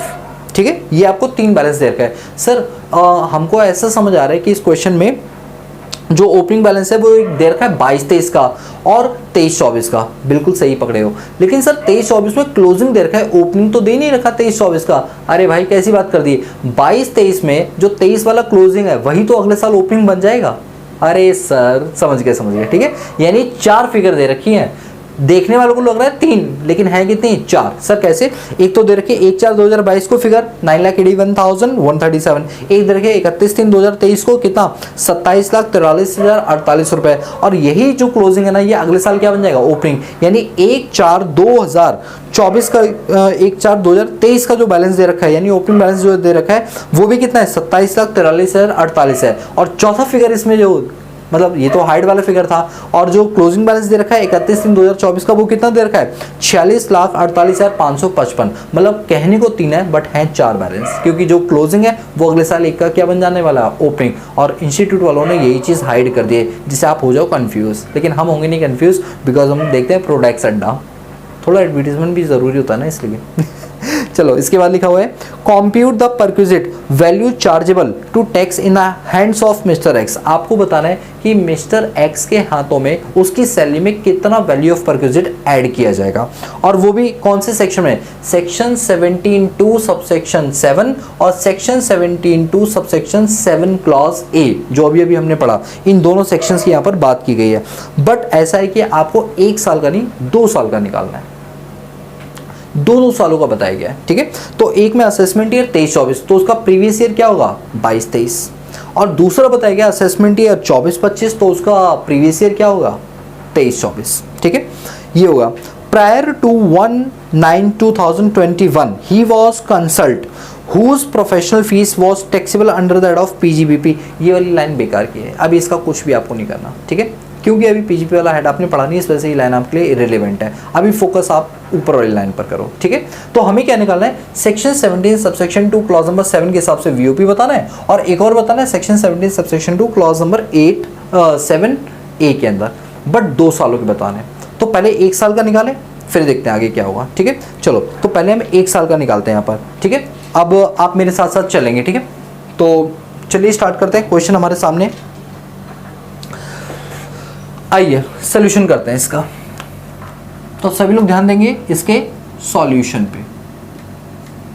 तो सॉल्यूशन कुछ ऐसा है इसमें कि मिस्टर एक्स की अपॉइंटमेंट कब हुई थी, 1 सितंबर 2021। पहले बताओ प्रीवियस ईयर कौन सी का निकालना है, प्रीवियस ईयर वैसे असेसमेंट दे रखा है बट हम प्रीवियस बोलेंगे उसको, 22-23। ठीक है, हमें प्रीवियस ईयर 22-23 की कैलकुलेशन करनी है और प्रीवियस ईयर 23-24 की कैलकुलेशन करनी है। ठीक है, तो हम लिखेंगे computation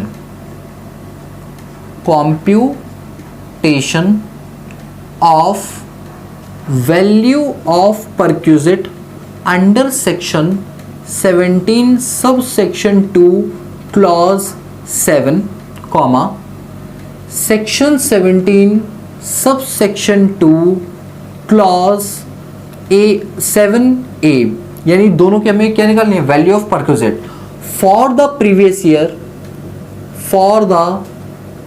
year, ये हमारा प्रीवियस ईयर है 22-23। सर नहीं, क्वेश्चन में तो 23-24 दे रखा है। दोस्तों गलती मत करो, क्वेश्चन में असेसमेंट ईयर दे रखा है, प्रीवियस ईयर तो 23-24 होगा ना, 22-23 होगा, तभी तो इसका असेसमेंट ईयर 23-24 बनेगा। ठीक है, कंफ्यूज मत हो इस चीज पर। चलो हम इसका निकालेंगे, इसका निकालते हैं। ठीक है, अब चलिए, तो हमें 2 चीजें निकालनी है, एक तो ये और एक ये। तो पहला वाला point, section number 17 sub section 2 clause number 7, इसके अकॉर्डिंग वैल्यू ऑफ परक्विजिट क्या होगा बताओ। हमने अभी अभी यहां पर पढ़ा था, इसमें लिखा था 7.5 लाख रुपए से ज्यादा जो एम्प्लॉयर के द्वारा कंट्रीब्यूट किया गया है एनपीएस में, रिकॉग्नाइज्ड प्रोविडेंट फंड में और अप्रूव्ड सुपरएनुशन फंड में, वो आपका वैल्यू ऑफ परक्विजिट माना जाएगा। अभी यहां पर मैं बार बार ये चीजें नहीं बोलूंगा, मैं सिर्फ एक नाम लूंगा, रिकॉग्नाइज्ड प्रोविडेंट फंड, क्योंकि हमारे क्वेश्चन के अंदर सिर्फ आरपीएफ है। ठीक है, अब ये बताओ एम्प्लॉयर ने 7.5 लाख रुपए से कितना ज्यादा कंट्रीब्यूट किया है। सर पहले ये तो बताओ कंट्रीब्यूट कितना किया है, पहले ये तो बता दो कंट्रीब्यूट कितना किया है। चलो पहले हम कंट्रीब्यूशन निकालेंगे। ठीक है, तो हम यहां पर लिखेंगे एम्प्लॉयर कंट्रीब्यूशन, एम्प्लॉयर का कंट्रीब्यूशन कितना है। आप सभी लोग प्लीज क्वेश्चन देखिए, आपने नोट कर लिया था, नहीं किया तो प्लीज वीडियो को पीछे ले जाके नोट कर लो, क्योंकि अभी मैं क्वेश्चन डिस्प्ले नहीं करवा पाऊंगा। प्लीज हम्बल रिक्वेस्ट है, आप क्वेश्चन पढ़िए प्लीज। क्वेश्चन में लिखा हुआ था कि जो कंट्रीब्यूट किया गया ना वो 10% ऑफ बेसिक पे और डीए, बेसिक पे और डीए का कितना 10%। ठीक है, तो पहले ये बताइए बेसिक पे कितना था। देखिए बेसिक पे क्वेश्चन में था 6 लाख रुपीज पर मंथ, और डीएनएस अलाउंस क्वेश्चन में बोला हुआ था वो हम देंगे कितना 8%। 6 लाख का 8% निकालो 48,000, 48,000, तो यानी टोटल हो गया हमारा 6,48,000 रुपए। कितना 6,48,000 रुपए। एम्प्लॉयर ने कितना कंट्रीब्यूट किया, इसका 10%, यही लिखा है ना, हाँ 10% of his basic pay and DNS allowance. Recognised provident fund में एम्प्लॉयर ने 10% कंट्रीब्यूट किया इसका, तो 10% कितना आएगा बताओ। सर 10% आ जाएगा आपका 64,800 रुपीज, इतना कंट्रीब्यूट किया है। 64,800 रुपए कंट्रीब्यूट किया है किसने, एम्प्लॉयर ने। ये एक महीने का है, क्योंकि 6 लाख उसकी पर मंथ की सैलरी थी, यहां मैं लिख भी देता हूं 6 लाख जो है उसकी पर मंथ की सैलरी है। तो ये तो हो गया एक महीने का कंट्रीब्यूशन, इनटू कर दो 12 महीने से, तो पूरे साल का आ जाएगा। तो 64,800 इंटू में 12, तो पूरे साल का कंट्रीब्यूशन आ गया 7,77,600। कितना 7,77,600। अब आप मुझे एक बात बताइए, मैंने यहाँ क्या बोला था, 7.5 लाख रुपए से ज्यादा अगर आप कंट्रीब्यूट करेंगे तो वो आपका क्या बन जाएगा, वैल्यू ऑफ परक्विजिट। वहां कंट्रीब्यूट कितना किया गया है, 7.5 लाख से भी ज्यादा। हम क्या बोलेंगे कि इस वाले केस में हमने कंट्रीब्यूट किया 7,77,600, उसमें से माइनस करेंगे 7.5 लाख रुपए, तो जो डिफरेंस आएगा वो हमारी सैलरी में ऐड हो जाएगा, दैट इज 27,600 रुपीज हमारी सैलरी में ऐड हो जाएगा। बोलो समझ आया।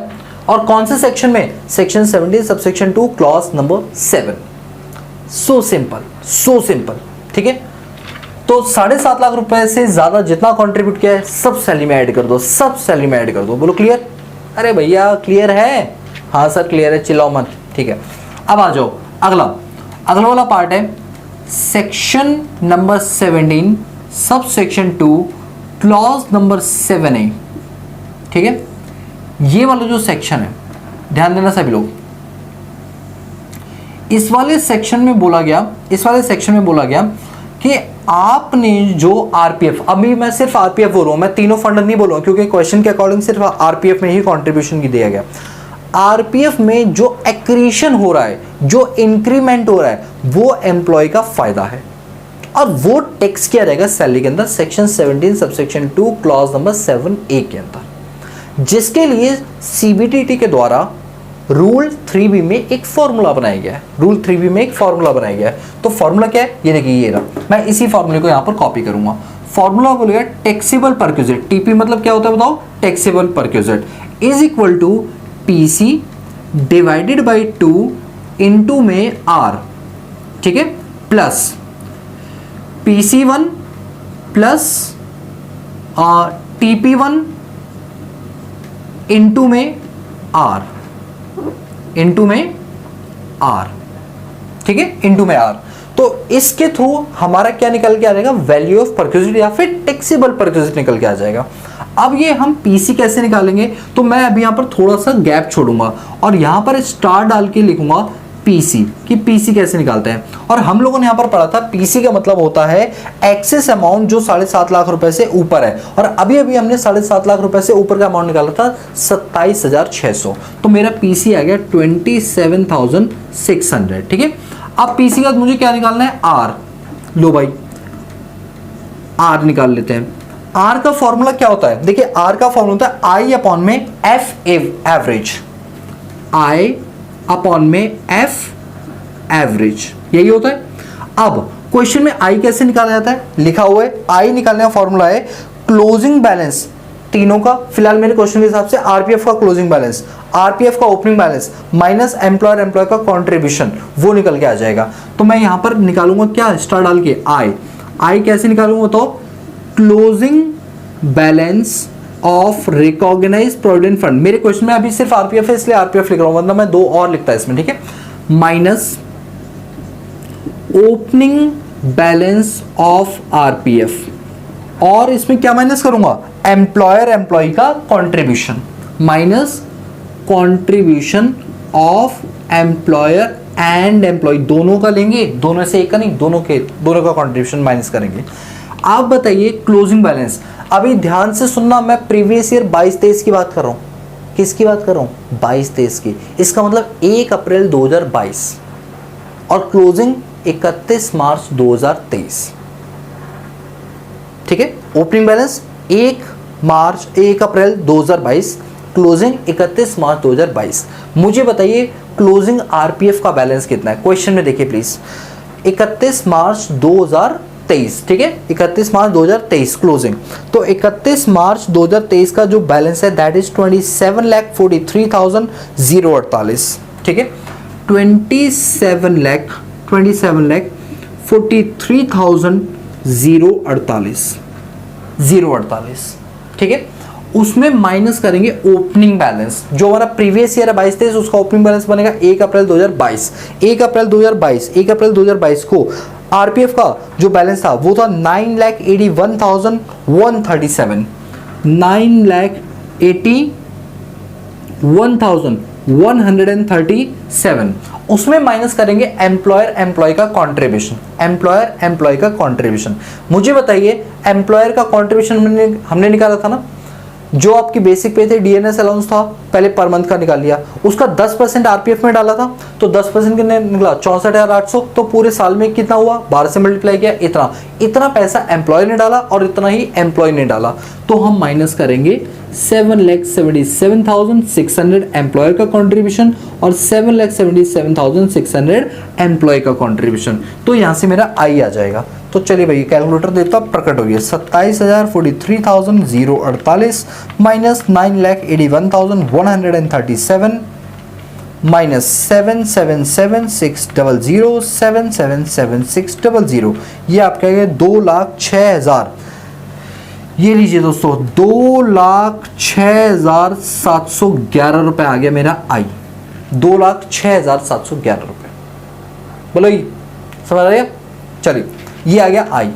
इसके बाद अब हम क्या निकालेंगे, इसके बाद हम निकालेंगे अपने पास एफ एवरेज। क्या निकालेंगे, एफ एवरेज। ठीक है, एफ एवरेज निकालेंगे। कैसे निकालते हैं आपको बताया था, opening balance of RPF plus closing balance of RPF divided by 2। ठीक है, अब आप बताइए ओपनिंग बैलेंस कितना है, ये देखिए ओपनिंग ये रहा, यहां से उठा लो 9,81,000। चलो मैं यहां पर फॉर्मूला भी लिख देता हूं, opening balance of recognised provident fund plus closing balance of recognised provident fund divided by 2। 2 से अगर हम डिवाइड कर देंगे तो एवरेज आ जाएगा। तो हमारे पास ओपनिंग कितना है, 9,81,137 प्लस क्लोजिंग कितना है, ये 27,43,048। अगर हम इसको 2 से डिवाइड करते हैं तो हमारा एवरेज आ जाएगा, तो 9,81,137 plus 27,43,048 divided by 2, so this is ₹1,86,209.25 ये आया। ठीक है, 1,86,000 209। बोलो क्लियर है? एक मिनट, 209 नहीं है, ये 2.5 है। 0.5 को इग्नोर करके मैं इसको अप्रॉक्सीमेटली 3 कर दूं? ये सर बिल्कुल कर दो, आपका राज है। ठीक है, तो ये 18 लाख था दोस्तों, कैलकुलेटर पे ना गलत पढ़ लिया था। ठीक है, 18 लाख। ठीक है, ये आ गया। अब हम क्या करेंगे, इसको इससे डिवाइड कर देंगे तो हमारे पास आर आ जाएगा। तो बताइए, आर का फॉर्मूला था आई अपॉन में एफ ए जी। आई हमने निकाल लिया 2,06,711 डिवाइडेड बाई 18,62,093 डिवाइड कर दोगे, आपका आर आ जाएगा। तो 206,711 डिवाइडेड बाई 18,62,093 डिवाइड कर दो, कितना रहेगा? This is 0.1110। और भी फिगर है बट मैंने 4 फिगर लिए अभी। ठीक है, बोलो क्लियर है? 0.1110। ठीक है, आइए सारी फिगर्स मेरे पास आ गई है, वैल्यू पुट अप करनी है। सारी नहीं है वैसे, अभी जितनी आई उतनी तो पुट करते, हम लगे तो यार कुछ किया हमने। ठीक है, चलो पीसी ये आपका आ गया 27,600 डिवाइडेड बाई 2। जो भी आएगा उसको आर से मल्टीप्लाई कर दो। आर कितना है? 0.1110। अब उसमें प्लस करेंगे PC1 TP1 इंटू में आर, PC1 TP1 इंटू में आर। आप क्वेश्चन को ध्यान से सुनो। PC1 मैंने आपको बताया था, जो ये PC है ना, पिछले साल का PC कितना आया था आपको ये बताना है, पिछले साल का PC। और पिछले साल का टैक्सेबल परक्विजिट कितना आया था वो बताना है, और आर तो हमने निकाला ही हुआ है। ठीक है, अब दिमाग से और ध्यान से काम लो। हमारा प्रीवियस ईयर क्या बताओ? 22-23। क्या है? 22-23। इससे पहले वाला साल क्या होगा? इससे पहले वाला साल क्या होगा? 21-22। आइए हम निकालते हैं PC1। PC1 का मतलब क्या होता है कि जो भी हमने एक्सेस कंट्रीब्यूशन किया 7.5 लाख रुपए, वो भी पिछले साल। ठीक है, तो लास्ट ईयर। अब ये बताइए, हमारा प्रीवियस ईयर 22-23 है और 2020 के बाद की बात आपको करनी है। ठीक है, हमारा जो इंक्रीमेंट हुआ है, हमारा जो अपॉइंटमेंट हुआ है, वो कब हुआ है? 1 सितंबर 2021 को। यानी अगर मेरा अपॉइंटमेंट 1 सितंबर 2021 को हुआ है, ठीक है, से लेकर अगर मैं देखूं तो यह आया 31 मार्च 2022। कितना आया? 31 मार्च 2022। मैंने आपको पहले ही बताया था कि जब हम PC1 निकालते हैं, ये रहा PC1, तो उसमें बोला था एक्सेस अमाउंट 7.5 लाख रुपए से ऊपर कितना है, बट जो टाइम लेना है वो 1/4/2020 के बाद का लेना है, बट करंट ईयर आपको नहीं लेना है। सर आपने 1/4/2020 से लेकर 31 मार्च 2021 क्यों नहीं लिया? क्योंकि उसका अपॉइंटमेंट ही नहीं हुआ था। उसका अपॉइंटमेंट ही कब हुआ था? 1 सितंबर 2021 को। तो मैं कैसे 1/4/2020 से लेकर 31/3/2021 ले लूं बताओ आप, जब अपॉइंटमेंट ही उसको बाद में हुआ है। यहां से लेकर यहां तक बताइए आरपीएफ में कितना कंट्रीब्यूट किया गया एम्प्लॉयर के द्वारा? 7.5 लाख से ज्यादा पिछले साल। ये पिछले साल का तो निकाल रहे हैं क्योंकि हमारा करंट ईयर तो क्या है? 22-23 है। ठीक है, चलो अब आप बताइए प्लीज मुझे। तो अगर हम देखें तो कंट्रीब्यूशन कितना होगा? सर वही है, हमारी सैलरी कितनी थी per month? Per month salary थी 6 लाख, प्लस डीए कितना था? 48,000। ये बना 6,48,000। एम्प्लॉयर इसमें कितना कंट्रीब्यूट करता था? 10%, यानी हर महीने 64,800 इनटू में। ये बताओ उसने कितने महीने जॉब की? भैया कंट्रीब्यूट तो उतना ही किया होगा ना जितने महीने जॉब की। सितंबर से लेकर मार्च तक, सितंबर, अक्टूबर, नवंबर, दिसंबर, जनवरी, फरवरी, मार्च। एक मिनट, सितंबर, अक्टूबर, नवंबर, दिसंबर, जनवरी, फरवरी, मार्च, 5, 6, 7 महीने। 7 महीने कर दो जरा। 64,800 इंटू में 7, ये बना 4 लाख। ये बना आपका 4,53,600। अब आप मुझे बताओ किस एंगल से आप लोगों को लग रहा है कि 7.5 लाख रुपए से ज्यादा एम्प्लॉयर ने कंट्रीब्यूट किया है? किस एंगल से लग रहा है? लग रहा है किस एंगल से? नहीं लग रहा ना। तो क्या मैं बोल सकता हूँ मेरे पीसी की वैल्यू, अब इसमें से अगर मैं माइनस करूंगा 7.5 लाख तो 0 आएगी। तो मेरा PC1 कितना रहेगा? 0। PC1 कितना रहेगा? 0। अरे जब तुम्हारा सेक्शन 17(2) क्लॉज 7 ही पिछले साल 0 आया है, तो तो क्या एक्रीशन हुआ होगा कुछ? Answer is no. एक्रीशन भी क्या रहा होगा? 0 रहा होगा। और 0 + 0 इंटू में r कर दो 0.110, तो ये आंसर तो 0 ही आएगा। अल्टीमेटली मुझे सिर्फ इतनी फिगर को सॉल्व करना है। 27,600 डिवाइडेड बाई 2 इंटू में 0.1110, सो आंसर विल बी 1531.80। 1531 रुपए हमारा बना वैल्यू ऑफ परक्यूजिट। मतलब सर इतनी देर से जो हम माथा पीट रहे थे वो इतने वैल्यू ऑफ परक्यूजिट के लिए कह रहे थे। जी हाँ दोस्तों, देखो पता है कोई भी चीज़ टेक्निकल अगर होती है ना तो मज़ा आता है। सर नहीं हमें तो सज़ा लगती है। एक मिनट मेरी बात सुनो सभी लोग, प्लीज़ ध्यान से सुनो, अभी क्वेश्चन को छोड़ो। अभी लाइफ में जो भी चीज़ टफ होती है ना, यदि वो चीज़ सबको आ जाएगी तो उसकी वैल्यू ख़त्म हो जाएगी। अगर ये आपको टफ लग रहा था और अगर आपको ये समझ आ गया तो समझ जाना 100 लोगों से अलग खड़े हो गए आप, क्योंकि 100 लोगों ने इस टॉपिक को छोड़ दिया होगा क्योंकि उनको टफ लगा होगा। बट आप समझ गए तो आप 100 की भीड़ से अलग हो। और जो इंसान अलग हो गया कि पॉजिटिव वे में, तो वो इंसान हमेशा आगे जाएगा। और सक्सेस सबको नहीं मिलती, याद रखना। तो अपने आप को लकी समझो कि क्वेश्चन समझ आ गया। आ रही बात समझे? ठीक है, तो बताओ कोई डाउट यहाँ तक? तो सेक्शन 17 सबसेक्शन 2 क्लॉज नंबर 7 के अकॉर्डिंग वैल्यू ऑफ परक्यूजिट बनता है 27,600 रुपए। और एडिशनल एक्रीशन, ये वाला सेक्शन किसका था बताइए? ये वाला सेक्शन था एक्रीशन। ठीक है, accretion section 17 subsection 2 clause 7A के अकॉर्डिंग वैल्यू ऑफ परक्यूजिट बना है 1531 रुपए 80 पैसा। क्लियर है? बट ये पूरी कैलकुलेशन में किए ईयर 22-23 के हिसाब से। अब हम एक कैलकुलेशन और करेंगे 23-24 के हिसाब से। किसके हिसाब से? 23-24। तो मेरे पास ये जो यहाँ पर लिखा है ना, मैं इसको अभी रब कर दूँ। ठीक है, इस वाले पार्ट को मैं अभी रब कर रहा हूँ। या रब करने की ज़रूरत है? मुझे लगता है कुछ खास ज़रूरत तो नहीं पड़ेगी अगर मैं इसको यहाँ पे लिख दूँ। सोच रहा हूँ मैं दोस्तों कि यहीं पर लिख दूँ, कहीं दिक्कत तो नहीं आएगी आप लोगों को? बट एक मन कह रहा है कि इधर कर दूँ। एक काम करता हूँ, नीचे ही कर देता हूँ। ठीक है, मेरे पास स्पेस की कमी नहीं है। अगर मैं स्पेस को अच्छे से यूटिलाइज़ करूँ तो मैं ऐसे लिख दूँगा यहाँ पर 64,800 इंटू में 7 मंथ, ये आप करेगा 4,53,600। तो मैं जगह को यूटिलाइज़ कर लेता हूँ। ठीक है, यहीं पर कर देता हूँ। चलो अब नेक्स्ट ईयर का निकालते हैं। अब हम लिखेंगे क्या? कॉम्प्यूटेशन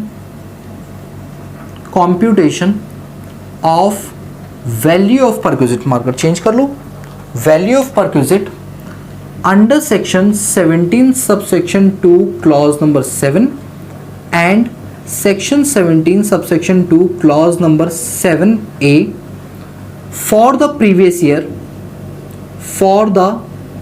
ईयर 23-24, क्योंकि क्वेश्चन में असेसमेंट ईयर 24-25 था तो उसका प्रीवियस 23-24 बनेगा। ठीक है, चलिए इसका करते हैं।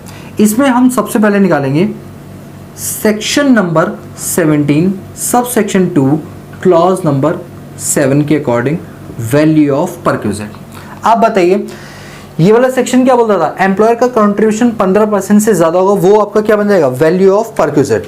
अरे सेम कैलकुलेशन चलेगी ना, सेम कैलकुलेशन, तो वैल्यू ऑफ परक्यूजिट क्या बन गया इस साल भी? 27,600।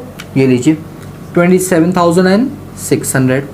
इसके बाद अगला सेक्शन हम करेंगे section number 17 subsection 2 clause number 7A।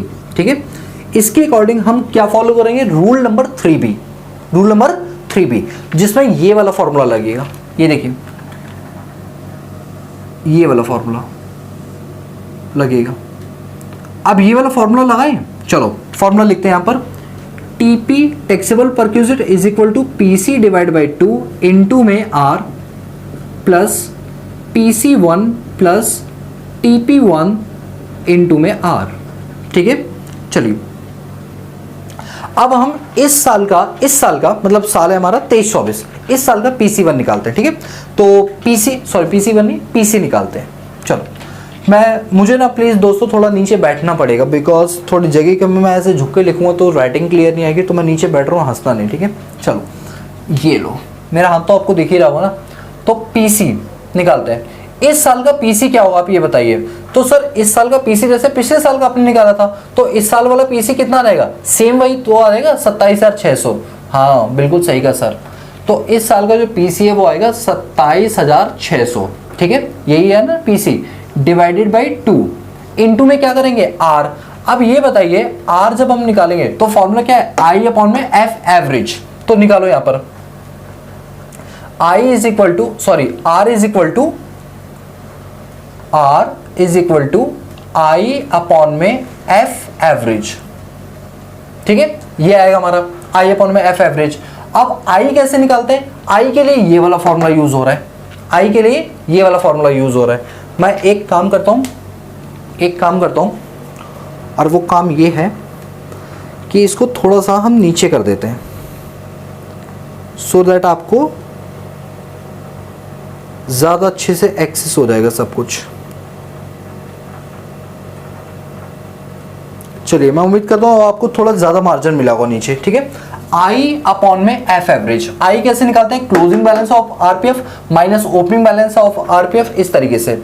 चलो तो मैं यहाँ पर फॉर्मूला लिखता हूँ, आई निकालूँ पहले, तो आई कैसे निकालते हैं, closing balance of recognise provident fund minus opening balance of recognise provident fund minus employee contribution, ठीक है, एम्प्लॉय कॉन्ट्रीब्यूशन। तो आप बताइए क्लोजिंग बैलेंस ऑफ आरपीएफ क्या होगा। अरे एक बात बताओ, क्लोजिंग बैलेंस आपको दे रखा है, क्लोजिंग बैलेंस का मतलब है ये देखिए प्रीवियस ईयर देखो क्या है 23-24 यानी 31 मार्च 2024, 31 मार्च 2024 is my closing balance. Question में देखो 31 मार्च 2024 दे रखा है आपको 46,48,555, यहां पर लिखता हूं 46,48,555, ठीक है, माइनस करेंगे ओपनिंग बैलेंस ऑफ आरपीएफ। अब आप ये बताओ पिछले साल जो क्लोजिंग था, ये देखिए प्लीज सभी लोग, पिछले साल जो क्लोजिंग था वो इस साल क्या बन जाना है, ओपनिंग बन जाना है, माइनस 27,43,048, और उसमें भी माइनस करेंगे क्या, एम्प्लॉय का कंट्रीब्यूशन। अगर एम्प्लॉय ने कंट्रीब्यूट किया है, अब आप मुझे बताइए एम्प्लॉय का कंट्रीब्यूशन देखें तो 777,600 ये एम्प्लॉयर का कंट्रीब्यूशन था, इतना ही एम्प्लॉय का भी होगा, तो हम माइनस कर देंगे 777,600 माइनस 777,600, तो जो रिजल्टिंग फिगर हमारे पास आएगी वो मैं यहां लिख दूंगा, कितनी आएगी चलो करके देखते हैं, 46,48,555 minus 27,43,048 minus 777,600 minus 777,600, so this is 3,50,307, this is 3,50,307। ये अभी हमारा क्या निकल के आया, आई निकल के आया। अब हम क्या निकालेंगे, एवरेज निकालेंगे। तो दोस्तों एवरेज मैं यहीं पर अपने आप निकाल दूं, एफ एवरेज कैसे निकालेंगे, हमने पढ़ा था opening balance of RPF plus closing balance of RPF, ठीक है। अब मुझे बताइए इसका ओपनिंग बैलेंस कितना है, चलो एक काम करते हैं, मैं एफ एवरेज निकाल ही देता हूं, लो यहां भी निकाल देता हूं, F average opening balance of RPF plus closing balance of RPF divided by 2, ठीक है, ओपनिंग बैलेंस ऑफ आरपीएफ। अभी हमने देखा था ओपनिंग बैलेंस ये रहा, क्लोजिंग बैलेंस ये रहा, तो ओपनिंग बैलेंस हमारे पास एक मिनट रुकिए, ओपनिंग बैलेंस है 27,43,048 और क्लोजिंग है 46,48,555। अगर मैं इसको डिवाइड कर दूं 2 से तो आंसर विल बी 36,95,801.5 है, 801.5, तो 802 लिख देता हूं अप्रोक्सीमेटली, ठीक है, 802, 36,95,802 और ये आ गया 3,50,307, बिल्कुल सही है, ठीक है। तो आई भी निकल गया और हमारा एवरेज भी निकल गया। अब आर निकालने के लिए आई को एफ एवरेज से डिवाइड कर दो, तो आई ये रहा, एफ एवरेज हमारा 36,95,802, चलो डिवाइड कर दो, तो 3,50,307 डिवाइडेड बाई 36,95,802 डिवाइड करेंगे, दिस इज 0.0947, ठीक है, ये आ गया हमारा आई। अब यहाँ पर आई नहीं आ गया, आर आ गया, ठीक है। मल्टीप्लाई करेंगे 0.0947 को, प्लस करेंगे, प्लीज बोर नहीं होना, प्लीज प्लीज। PC1 मतलब पिछले साल का पीसी। अरे बताइए भैया, ये रहा पिछले साल का PC1, ठीक है। PC1 किसको बोलते हैं? पिछले साल सर, पिछले साल। तो हमने PC कितना निकाला हुआ है, आप देखिए, अगर आप नोटिस करोगे तो जो ये 27,600 है ना, 27,600 ये पिछले साल था ना, तो PC1 बन गया, तो ये आ गया आपका 27,600 प्लस TP1 पिछले साल का TP टैक्सेबल परक्यूजिट कितना होना था? 1531.80। मैं इसको 1531 ही ले रहा हूं, ठीक है। 1531 इनटू में आर निकाला है हमने 0.0947। चलो अब देखते हैं कितना आएगा। 27,600 डिवाइडेड बाई 2 इंटू में 0.0947 जो आएगा उसको मैंने मेमोरी में डाल दिया, ठीक है। फिर 27,600 प्लस 1531 इंटू में 0.0947 मेमोरी में डाल के MRC दबा दिया। सो दिस इज तुम्हारा वैल्यू ऑफ परक्यूजिट आया ₹40,655। ये आया 4,065 रुपये। कितना आया? 4,065 रुपये। बताइए, कोई डाउट यहाँ तक? 4,065 रुपये आ गया। ये नेक्स्ट ईयर का आ गया, ये पिछले साल का था, ये अगले साल का आ गया। क्लियर है? इससे सिंपल मैं और नहीं समझा सकता। ये बहुत ही सिंपल तरीके से मैंने आपको समझाया, ठीक है। और मैं उम्मीद करता हूँ आपको समझ आया। आज की क्लास थोड़ी लेंथी हो गई है, बट कोई बात नहीं, टॉपिक भी हमारा बहुत क्रूशियल था, बहुत दिक्कत करता है बच्चों को टॉपिक, और मैं उम्मीद करूँ आपको समझ में आ गया।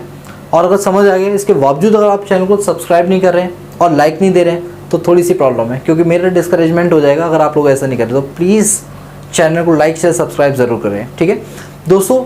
क्लास को वाइंड अप करते हैं। इससे रिलेटेड अगर नोट्स चाहिए, फ्री ऑफ कॉस्ट अवेलेबल है हमारे टेलीग्राम चैनल पे प्रोडक्ट्स अड्डा, वहाँ से जाके डाउनलोड कर लो। ये नोट्स फ्री ऑफ कॉस्ट आपको मिल जाएंगे। इसके अलावा आप हमारी मोबाइल एप्लीकेशन को भी डाउनलोड कर सकते हैं, जिसमें डिफरेंट कोर्सेज आपको अवेलेबल किए जाएंगे, और जो भी ठीक लगे आप ले सकते हैं, ठीक है।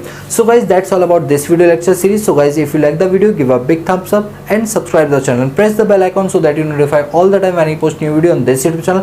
बाकी मिलते हैं नेक्स्ट क्लास में, तब तक के लिए पीस आउट।